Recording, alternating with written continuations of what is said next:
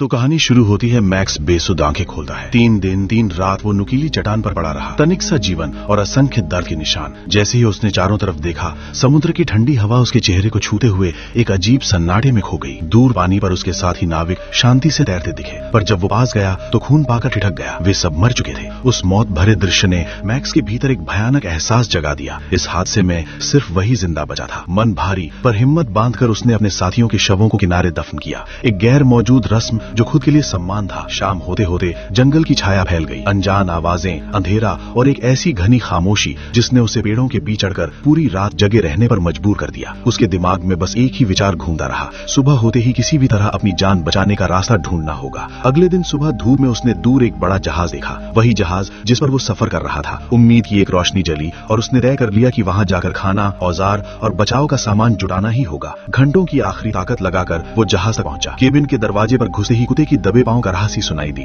उसने कुल्हाड़ी उठाई, दरवाजा फोड़कर अंदर देखा और आंखों पर यकीन नहीं हुआ। उसका प्यारा सिम्बा जिंदा खड़ा था। खुशी और राहत के आंसू उसके चेहरे पर छलक पड़े। उस केबिन में उसे थोड़ा बहुत खाना, कुछ औजार और कई बंदूकें मिली। जहाज के डूबने से पहले जो कुछ बचा था वो सब वो जल्दी जल्दी डेक पर ले आया। लकड़ी के तख्ते काटकर उसने एक मजबूत बेड़ा बनाया। सिम्बा को भी साथ उतार लिया और हर जरूरी चीज रस्सियों से कसकर बांधी। हालत इतनी जर्जर थी कि पतलून की कमर बांधने के लिए भी वही रस्सियां काम आईं। समुद्र की तेज लहरों ने एक तरह से उसकी मदद की। बेड़ा किनारे तक पहुंच गया, पर जब उसने राशन गिनाए तो दिल धस सा गया। बस एक बार के खाने जितना ही बचा था। ये संकेत था कि अब ज्यादा देर तक नहीं रह पाएंगे। हमें या तो बचाने आएगा या उनको ही इस जगह से निकलने का रास्ता ढूंढना होगा। थोड़ी सी ताकत जुटाकर मैक्स राइफल लेकर जंगल की तरफ चला गया, उम्मीद में कि कहीं कोई निशान, रास्ता या वापसी का साधन मिलेगा। लेकिन जो उसने देखा उसने उसकी उम्मीदों को और भी जिंदा रखने के साथ साथ एक नई बेचैनी भी दे दी। ये द्वीप, उसकी सच्ची लड़ाई अभी शुरू ही हुई थी। जंगल की ओर बढ़ते हुए मैक्स ने ऊंचे पहाड़ों, गहरी झाड़ियों और अनजानी आवाजों के बीच रास्ता बनाया। थोड़ी दूरी पर उसे एक ऊंचा झरना मिला, जिसके पार एक विशाल सुनसान मैदान फैला था। मैदान के दूसरे छोर पर पहुंचकर वो ठहर गया, क्योंकि वहां से आगे कुछ भी नहीं था। न धरती, न इंसान, न कोई हरकत, बस नीला समुद्र और अनंत खालीपन। वहीं उसे एहसास हुआ कि ये द्वीप उन रास्तों में नहीं आता जहां जहाज अक्सर गुजरते हो, यानी बचाव लगभग नामुमकिन था। इस सच्चाई ने उसके सीने में चुभन सी पैदा कर दी, लेकिन उसने हार नहीं मानी। वो अपना छोटा ठिकाना समुद्र के करीब ले आया, ताकि यदि कभी कोई जहाज दिखे तो वो मौका न चूके। लेकिन वक्त उसके खिलाफ चल रहा था। दिन बीते गए, हफ्ते गुजरते गए और देखते देखते 6 महीने लुप्त हो गए। मैक्स हर सुबह दूरबीन लेकर समुद्र को ताकता और हर शाम टूटे मन के साथ वापस लौटा, लेकिन उम्मीद अब भी उसकी आंखों में कहीं धीमी लौ की तरह जल रही थी। फिर एक दिन जब मैक्स और सिम्बा चट्टानों पर सीपियां ढूंढ रहे थे, सिम्बा अचानक उछलकर जोर जोर से भौंकने लगा। पहले मैक्स ने ध्यान नहीं दिया, लेकिन जैसे ही उसने अपना लोटा उठाया, उसकी नजर समंदर पर टिक गई। दूर एक बड़ा जहाज जा रहा था। उसकी धड़कनें तेज हो गईं। वो पागलपन की हद तक दौड़ पड़ा। आग का ढेर जलाने की कोशिश की, पर लौ इतनी छोटी थी कि दूर तक दिखाई ही नहीं दे सकती थी। घबराहट में उसने राइफल उठाई और समंदर की तरफ गोलियां चलाईं, पर विशाल समुद्र की दहाड़ में वो आवाजें कहीं खो गईं। जहाज धीरे धीरे दूर जाता रहा और मैक्स की आखिरी उम्मीद भी उसके साथ डूबती चली गई। बेचैनी में उसने समुद्र में छलांग लगा दी, शायद दूर तक तैरकर बुला सके, पर लहरें इतनी उग्र थीं कि वो अपनी जगह से हिल भी नहीं पा रहा था। जहाज एक बिंदु बनकर गायब हो गया। थकान, निराशा और अंदर तक का खालीपन उसे खा गया। समुद्र की लहरों ने उसे वापस किनारे पर फेंक दिया, टूटा हुआ, भीगा हुआ और पूरी तरह निराश। उसी वक्त सिम्बा उसके पास भाग कर आया, करहाता हुआ, जैसे वो उसके दर्द को समझ रहा हो। मैक्स की आंखों से आंसू बह निकले। शायद किसी इंसान की कमी वो सह लेता, लेकिन अपने एकमात्र साथी की मासूम चिंता उसके दिल को चीर देती थी। उस रात मैक्स चुपचाप आसमान को देखता रहा। तारे चमक रहे थे, पर उनमें उसे कोई उम्मीद नहीं दिखाई देती थी।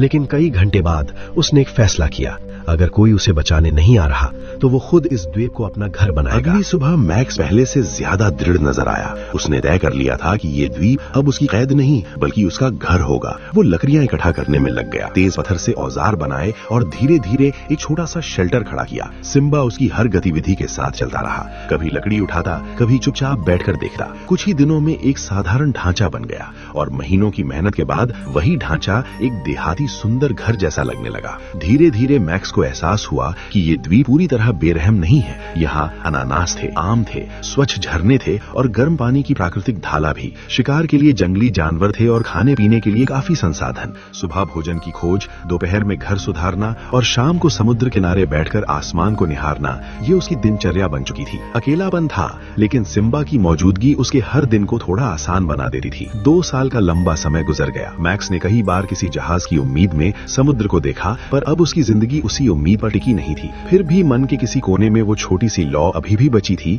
शायद कोई दिन उसकी किस्मत मुड़ जाए। एक शाम जब वो और सिम्बा समुद्र तट पर टहल रहे थे, रेत में बने एक गहरे निशान पर उसकी नजर पड़ी। शुरुआत में उसने सोचा कि ये उसके ही पैरों के निशान होंगे, लेकिन जैसे ही वो झुककर आकार देखने लगा, उसका दिल थम गया। ये कदमों का निशान इंसान का तो था, पर इतना बड़ा कि किसी विशालकाय का लगता था। उसकी रीढ़ में ठंडी सिहरन दौड़ गई। सिम्बा की हरकत भी तुरंत बदल गई। वो धीमे स्वर में गुर्राने लगा, कान खड़े, पूंछ नीचे। जंगल के भीतर कुछ था और वो मैक्स को देख रहा था, या शायद उसका इंतजार कर रहा था। धीरे धीरे आगे बढ़ते हुए मैक्स ने पेड़ों के बीच कई डोंगी खड़ी देखी, मजबूत लकड़ी से तराशी गई, मानो किसी ने अभी अभी उतारी हो। ठीक पास से ही कुछ अजीब सी आवाजें भी आ रही थी, न बातें न गाने, कुछ ऐसा जो उसने कभी नहीं सुना था। उसी पल उसे समझ आया कि ये द्वीप वास्तव में वीरान नहीं है, यहाँ कोई रहता है और वे बिल्कुल भी साधारण लोग नहीं है। डर और जिज्ञासा एक साथ उसके भीतर उठे, पर जब साहस थोड़ा भारी हुआ, मैक्स उन आवाजों का पीछा करते हुए धीरे धीरे आगे बढ़ा। पेड़ों के पीछे छिपकर जैसे ही उसने झांका, उसका खून सूख गया। आगे एक ऐसा दृश्य था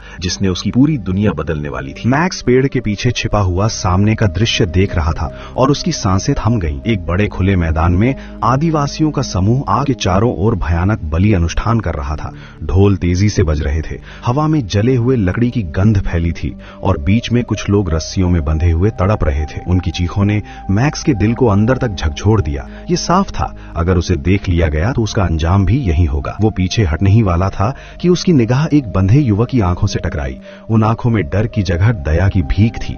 मदद की पुकार ने उसके भीतर की इंसानियत को जगा दिया। 2 साल का अकेलापन भी उसकी हिम्मत को खत्म नहीं कर पाया था। उसने राइफल उठाई, गहरी सांस ली और सटीक मौका मिलते ही ट्रिगर दबा दिया। गोली की आवाज जंगल में गूंज उठी।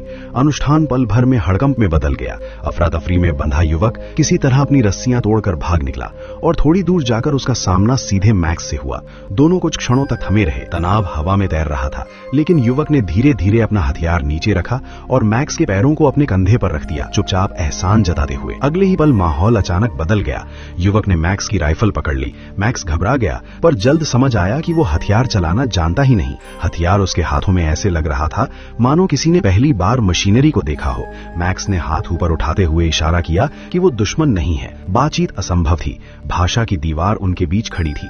फिर भी मैक्स ने इंसानियत दिखाते हुए बैग से फल और सूखा खाना निकालकर जमीन पर रख दिया। युवक ने उसे शक भरी नजरों से देखा, फिर धीरे धीरे खाना उठाया। जैसे ही एक पल की शांति बनी, झाड़ियों में अचानक सरसराहट हुई। 2 भयानक आदिवासी बाहर आए। स्पष्ट था कि वो दोनों को मारने आए हैं। मैक्स ने तुरंत अपनी राइफल छुड़ाई और गोली चला दी। पहला दुश्मन गिर गया। दूसरे पर वार करने से पहले कुछ अप्रत्याशित हुआ। वो युवक जो अभी तक बंदूक पकड़ना भी नहीं जानता था, अचानक बिजली सी गति से दौड़ा, अपने लकड़ी के भाले से दुश्मन पर वार किया और उसे जमीन पर पटक दिया। उस क्षण मैक्स को समझ आया वो अब अकेला नहीं है। लेकिन शांत माहौल तब टूटा जब मैक्स ने कुछ ऐसा देखा जिसने उसका खून जमा दिया। युवक अपने ही मरे हुए दुश्मन के शरीर पर झुका और खाने लगा।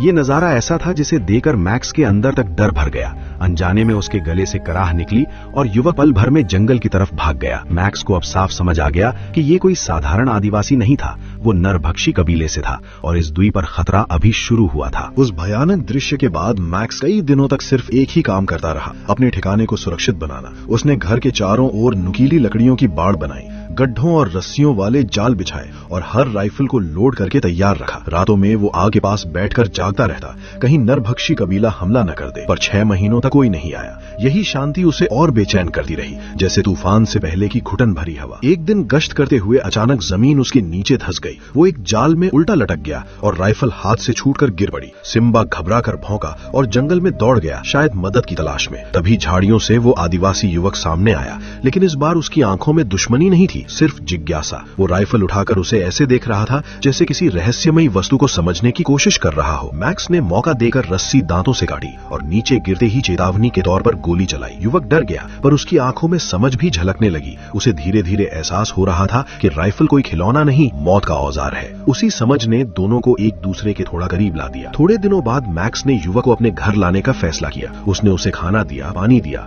रात में डर की वजह से उसे हल्की जंजीर से बांधा भी, पर सुबह युवक बिना गुस्से के खाना उठाकर मैक्स के लिए ले आया। उस पल मैक्स को एहसास हुआ कि उसने उसे गलत समझा था। उसने जंजीर खोल दी, मुस्कुराकर उसका हाथ पकड़ा और उसका नाम फिलिप रख दिया। यही दोनों की अनोखी दोस्ती की शुरुआत बन गई। 6 महीनों में फिलिप ने मैक्स की भाषा सीख ली। वो शिकार पर साथ जाने लगा, घर सुधारने लगा और समय के साथ दोनों एक दूसरे की जिंदगी का हिस्सा बन गए। पर एक दिन फिलिप ने बताया कि उसे उसके कबीले ने बलि के लिए इस द्वीप पर छोड़ा था और अब कबीला उसे वापस ढूंढने जरूर आएगा। दोनों ने मिलकर 1 महीना जालों और विस्फोटों की तैयारी में बिताया। फिर पूर्णिमा की रात, जैसा तय था, ज्वालामुखी की गुफाओं में गड़गड़ाहट हुई। कबीला लौट आया था। मैक्स और फिलिप ने फ्यूज जलाए, पर उसी पल सिम्बा आग की लपटों में फंसकर हमेशा के लिए खो गया। मैक्स टूट गया, लेकिन लड़ाई अब और भी जरूरी हो गई। तूफान, गलतफहमियों और संघर्षों के बीच दोनों फिर दोस्त बने और अंततः अंतिम युद्ध शुरू हुआ। जालों, गोलियों और आग ने आदिवासियों का लगभग पूरा समूह खत्म कर दिया, लेकिन आखिरी आदिवासी के छोड़े तीर ने मैक्स को घायल कर दिया। फिलिप उसे बचाते हुए अपने कबीले तक ले गया,